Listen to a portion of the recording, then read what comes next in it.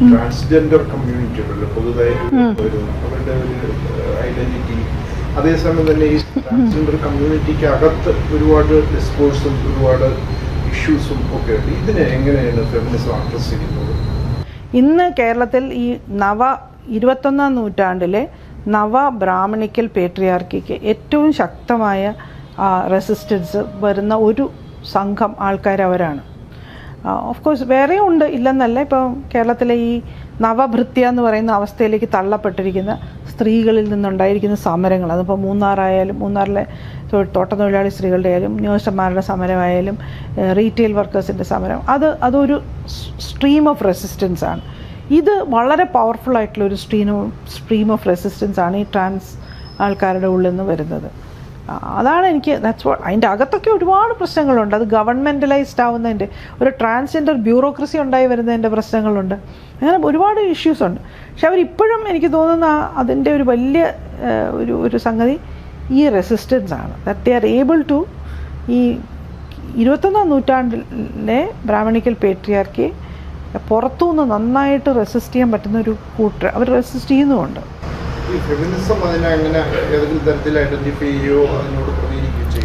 അത് എനിക്കറിഞ്ഞോളൂ. അതിന് അല്ല, ലോകത്ത് ഓഫ് കോഴ്സ് അവരുടെ വരവ് വലിയ ഡിവിഷൻസും ഉണ്ടാക്കിയിട്ടുണ്ട്.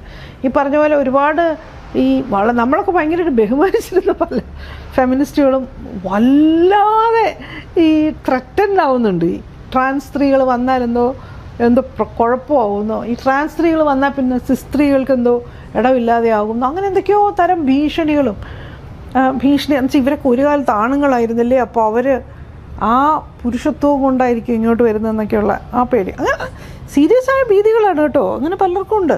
അതൊക്കെ വലിയ ഇഷ്യൂസുമാണ്. അപ്പോൾ അങ്ങനത്തെ ഭീതികളൊക്കെ അവിടെ ഇവിടെയൊക്കെ ഉണ്ട്. അപ്പം ഇവിടെ അങ്ങനത്തെ ഭീതിക്കൊന്നും എനിക്കൊന്നും തോന്നിയിട്ടില്ല.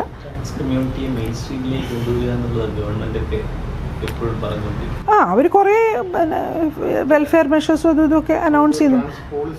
ട്രാൻസ് പോളിസി ഉണ്ട്.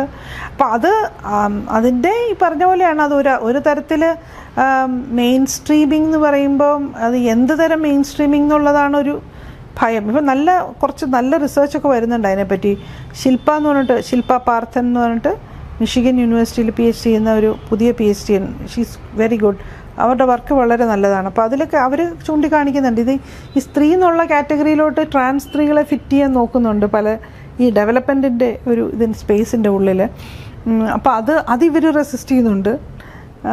പിന്നെ അതുപോലെ ഇവരുടെ ആവശ്യത്തിനനുസരിച്ച് കൊടുക്കുക എന്നുള്ള, അപ്പോൾ ഇവരെല്ലായിടത്തും ഇപ്പോൾ കേരള ഗവൺമെൻറ്റിൻ്റെ പുരോഗമന മുഖത്തിന് ഒരു വലിയ അലങ്കാരമായിട്ട് ഇവരെ പലയിടത്തും ഗവൺമെൻറ് ഉപയോഗിക്കുന്നുണ്ട്.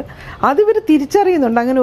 പക്ഷെ അതേസമയം ഇവർക്ക് വേണ്ടിയുള്ള നയരൂപീകരണത്തിൽ സത്യത്തിൽ അവർ പ്രസൻ്റ് അല്ല എന്നും അവർ ചൂണ്ടിക്കാണിക്കുന്നുണ്ട്. അവരുടെ ആവശ്യങ്ങൾ ചോദിച്ചിട്ടും അവരെ നടുക്കിരുത്തിക്കൊണ്ടല്ല ഈ നയങ്ങൾ ഉണ്ടാക്കുന്നതെന്നുള്ളതൊക്കെ അവർ പറയുന്നുണ്ട്.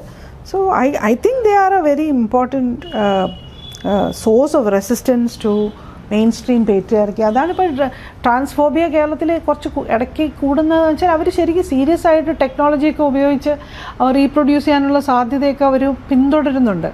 അതൊന്നും ഒരിക്കലും സാധ്യമാണെന്നും വിചാരിച്ചിട്ടില്ല നമ്മുടെ കമ്മ്യൂണിറ്റി മേധാവികളൊന്നും. അപ്പോൾ അതാണ് അവർക്കൊക്കെ ഇപ്പോൾ ഈ ട്രാൻസ് ആൾക്കാരോട് പെട്ടെന്നൊരു വൈരാഗ്യം കൂടിയ പോലെ വരാൻ ആണ് ഞാൻ വിചാരിക്കുന്നത്.